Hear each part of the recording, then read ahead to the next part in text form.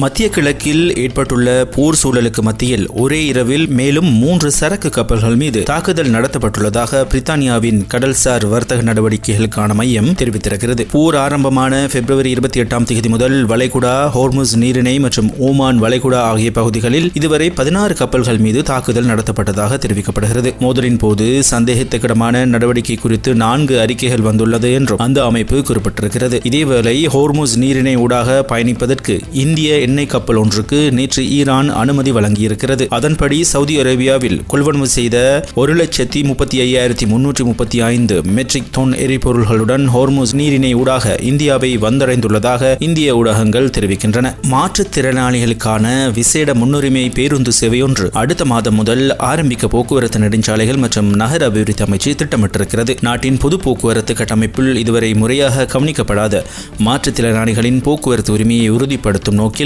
இது முன்னெடுக்கப்படுகிறது. அனைவருக்கும் சம வாய்ப்பு மற்றும் மனித கௌரவத்தை பாதுகாக்கும் நாடு எனும் அரசாங்கத்தின் தூர நோக்கை யதார்த்தமாக்கும் வகையில் இந்த வேலை திட்டம் செயற்படுவதாக ஜனாதிபதி ஊடக பிரிவு தெரிவிக்கிறது. இந்த திட்டத்திற்காக 430.7 மில்லியன் ரூபாய் நிதி ஒதுக்கப்பட்டிருக்கிறது. மாற்றுத்திறனாளிகள் சுதந்திரமாகவும் பாதுகாப்பாகவும் சமூகத்தில் நடமாடுவதற்கான தடைகளை நீக்குவதே இதன் நோக்கமாகும். முதற்கட்டமாக சக்கர நாட்காலி பயன்படுத்துவோர் இலகுவாக ஏறுவதற்கு வசதியான தாழ்ந்த தளம் கொண்ட 10 நவீன குளிரூட்டப்பட்ட பேருந்துகள் கடந்த 10ஆம் தேதி அம்பாந்தோட்டை துறைமுகத்திற்கு கொண்டுவரப்பட்டன. இவை சனிக்கிழமை மெட்ரோ நிறுவனத்திடம் ஒப்படைக்கப்பட உள்ளன. 33 ஆசனங்களை கொண்ட இந்த பேருந்து ஒவ்வொன்றிலும் ஒரே நேரத்தில் 80 பயணிகள் பயணிக்க முடியும். சக்கர நாட்காலிகளின் பாதுகாப்பை உறுதிப்படுத்தும் விசேட தொழில்நுட்ப வசதிகளும் இதில் இருக்கின்றன. முன்னோடி திட்டமாக மாக்கும்பர பல்வகை போக்குவரத்து மையத்திலிருந்து புறக்கோட்டை மற்றும் கடவத்தை வரையில் காலை மாலை வேளைகளில் ஒவ்வொரு 40 நிமிடங்களுக்கு ஒரு முறை இந்த பேருந்துகள் இயக்கப்படும். மஹரகம, அப்போஷா வைத்தியசாலை மற்றும் கொழும்பு தேசிய வைத்தியசாலை ஆகியவற்றை நேரடியாக இணைக்கும் வகையில் இந்த சேவைகள் அமையும். தெரிவு செய்யப்பட்ட 28 சாரதிகள் மற்றும் நடத்துனர்களுக்கு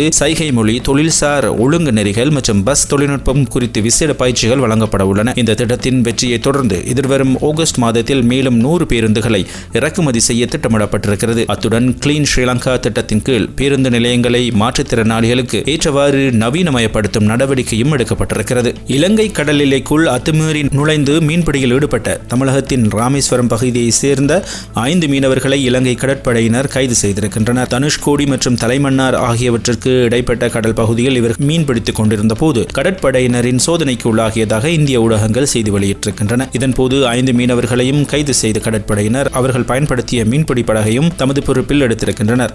கைது செய்யப்பட்ட மீனவர்கள் மேலதிக விசாரணைகளுக்காக மன்னாரில் உள்ள கடற்படை முகாம் ஒன்றிற்கு அழைத்து வரப்பட்டிருக்கின்றனர். அமெரிக்கா, இஸ்ரேல் மற்றும் ஈரான் நாடுகளுக்கிடையே தீவிரமடைந்து வரும் போர் மத்திய கிழக்கு முழுவதும் வாழும் மில்லியன் கணக்கான சிறுவர்களுக்கு பேரழிவு தரும் நிலையை உருவாக்கியுள்ளதாக ஐக்கிய நாடுகள் சிறுவர் நிதியம் யுனிசெஃப் அமைப்பு கூறுகிறது. பிப்ரவரி 28ஆம் தேதி முதல் இதுவரையில் இடம்பெற்ற வன்முறை செயல்களால் 1100க்கும் மேற்பட்ட சிறுவர்கள் உயிரிழந்து அல்லது காயமடைந்துள்ளதாக தெரிவிக்கப்படுவதாக அந்த அமைப்பு அறிக்கையொன்றை வெளியிட்டிருக்கிறது. அறிக்கையில் உள்ளபடி உயிரிழந்த சிறுவர்களில் ஈரானில் 200 பேரும், லெபனானில் 91 பேரும், இஸ்ரேலில் 4 மற்றும் குவைத் நாட்டில் 1 உள்ளடங்குவதாக குறிப்பிடப்பட்டிருக்கிறது. யுத்தம் மேலும் தீவிரமடைந்து வருவதால் இந்த எண்ணிக்கை மேலும் அதிகரிக்கும் என யுனிசெஃப் அமைப்பு எச்சரித்திருக்கிறது. இந்த நெருக்கடி காரணமாக மில்லியன் கணக்கான சிறுவர்களுக்கு கல்வி பறிபோயுள்ளதுடன் இடைவிடாது நடத்தப்படும் குண்டு தாக்குதல்கள் காரணமாக லட்சக்கணக்கான மக்கள் இடம்பெயர்ந்து வருகின்றனர். குழந்தைகளின் உயிர்களை பறிப்பது, அவர்களை ஊனமுற்ற நிலைக்கு ஆளாக்குவது அல்லது குழந்தைகளை தங்கியிருக்கும் அத்தியாவசிய சேவைகளை அளிப்பது எந்த வகையிலும் நியாயப்படுத்த முடியாது எனவும் அந்த அமைப்பு கூறுகிறது.